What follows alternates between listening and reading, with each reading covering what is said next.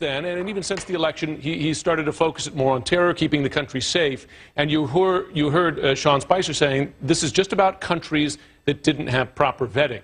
So the question is, do the courts accept that quite remarkable pivot from the initial public statements? And we know that in the Ninth Circuit case, they mentioned Donald Trump and his surrogate statements on the campaign trail.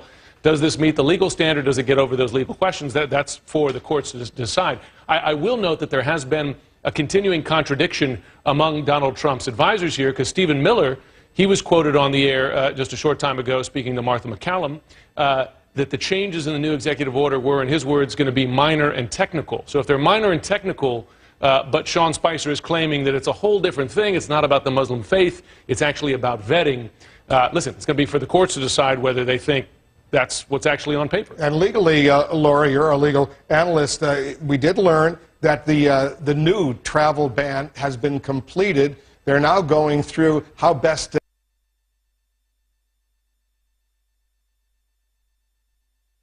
implement it to make sure that the due process, presumably, requirements are fully met, which they weren't met the first time around. But this issue of a Muslim ban, that rhetoric that the president, as candidate, delivered during the course of the campaign, how much of a problem potentially is this in getting round two approved by the courts? It's a huge problem. If due process is your minor technical point, you've got a really big uphill battle in terms of what you're thinking about here.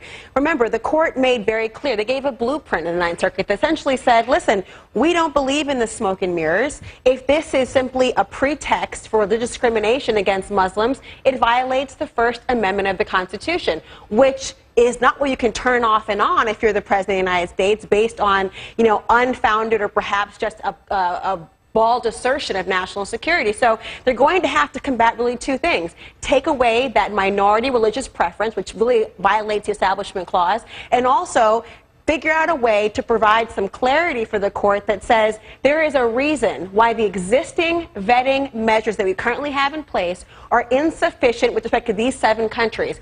If it's because of your campaign rhetoric, that is not going to pass constitutional muster. Sarah Murray, our White House reporter, is in the briefing room right now. Sarah, another important issue came out, reports that the White House is micromanaging all the various cabinet departments and agencies, vetting individuals that a secretary may want for a senior position to make sure that those individuals didn't say or do anything contrary to the president's policies, didn't say anything negative about the candidate who was running.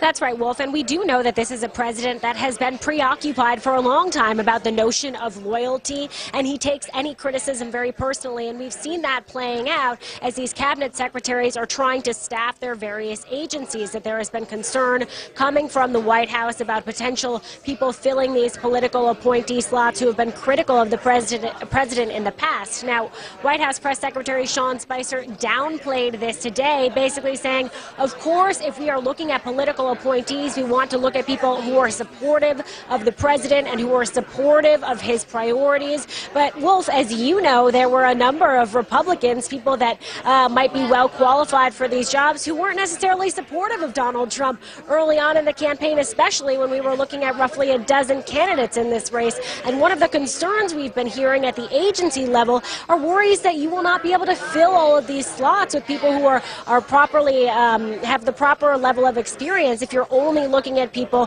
who were supportive of Donald Trump from day one. And now the White House, again, I said, is very dismissive of this concern. They basically said anyone who is going to fill a political appointment should be on board with Donald Trump and his policies 100%. Wolf. Yeah, that's an important point indeed. Our Sarah, stand by.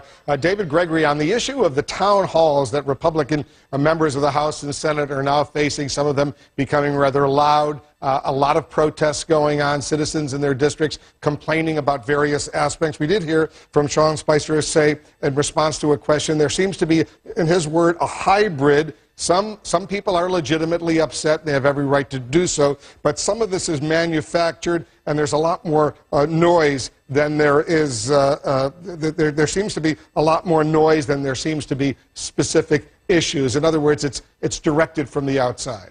Well, I think that's largely true. I don't think the manufactured part is true, but the fact that you have some districts where you have loud resistance, organized resistance, resistance that is similar to the Tea Party, which is that it is coming organically, this time from progressive circles, and in some cases being brought in from outside of the district to make a lot of noise, to get a lot of media attention, and to be disruptive. I mean, that's what the Tea Party was in large measure, and it's also taking on big questions about, are Republicans going to resist the president in areas where progressives and middle-of-the-roaders think that they should on issues like health care. You know, we're getting, and I thought we heard from the press conference today, from the press briefing, a lot of policy discussion now that's unsettled policy discussion. This whole debate about Obamacare is not going to go well because it's going to be messy and it's going to be hard. And just as it was when President Obama pursued it, it's going to be contentious. And that's what I think those town halls are legitimately reflecting.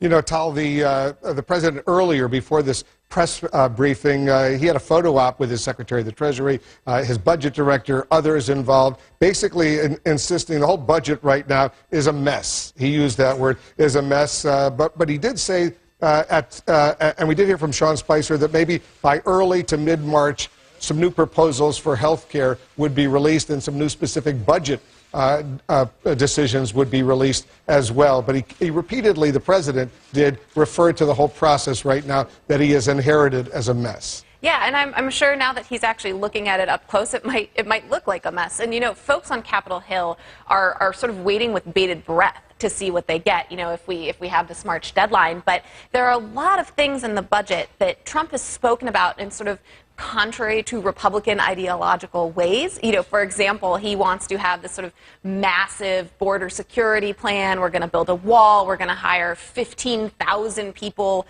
minimum plus detention centers. I mean, there's some very big ticket items. We're not even talking yet about an infrastructure plan. And yet at the same time, Mick Mulvaney, his new budget chief, is one of the biggest budget hawks that could come out of Congress. And there's a lot of questions about how those two different ideas are going to resolve themselves. And I think people are going to be watching this budget process very closely to see which side of the party Trump seems to go with. And who's going to pay for a lot of that, yeah. too. Isn't it interesting, Wolf, if you take the larger view, the only thing that's been particularly well done from an organizational point of view is Judge Gorsuch.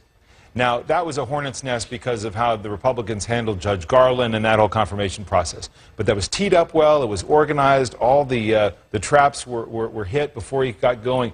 The president could have been in a position to roll out some things on tax reform and he could have gotten that ball rolling with Congress a lot more seamlessly. Hasn't done it yet, hasn't been organized.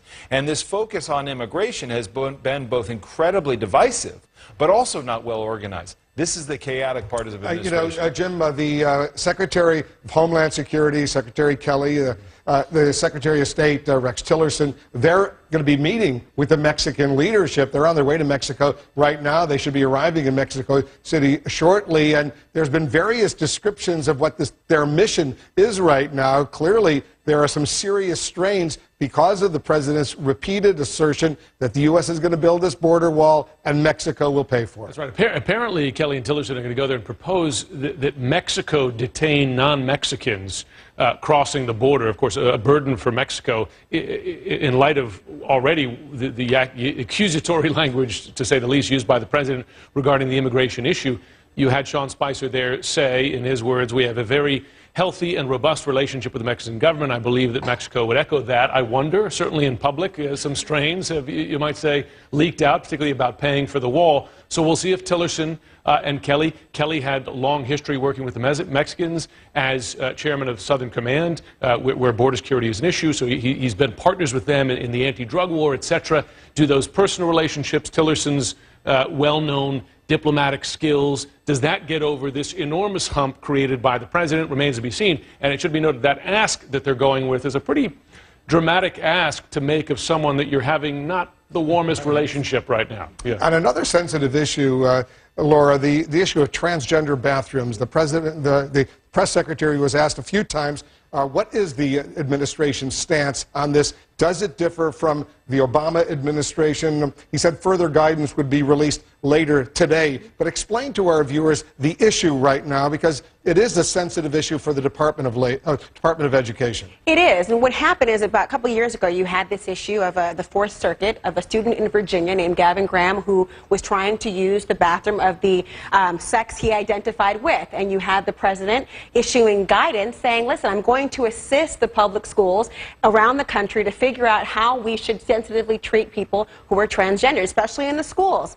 And the Civil Rights Division backed them up, and the Department of Education backed them up, and essentially said, Title IX guards against sex discrimination. I know we didn't talk about gender identity being sex, but it's the same thing when we're talking about protecting people. Therefore, the guidance we're going to issue will have that. Well, the Supreme Court is now going to hear the case March 28th because the Fourth Circuit said, well, we're going to rely on the President Obama's guidance at that time. So if Trump then reverses that guidance, even if it's for benign reasons, which he suggests that it is, the court may send it right back to the lower courts and say, because you relied on that guidance, it no longer exists. This will be a very lengthy court procedure and really will be an affront to the civil rights progress that's happened for the LGBT community. Because you did hear Sean Spicer say the president is a strong believer in states' rights. Right. And that's going to be a sensitive issue as far as this Supreme Court decision potentially is concerned. It will, because the real issue is whether or not this is the federal government who has a role in deciding what should be the local policies for schools,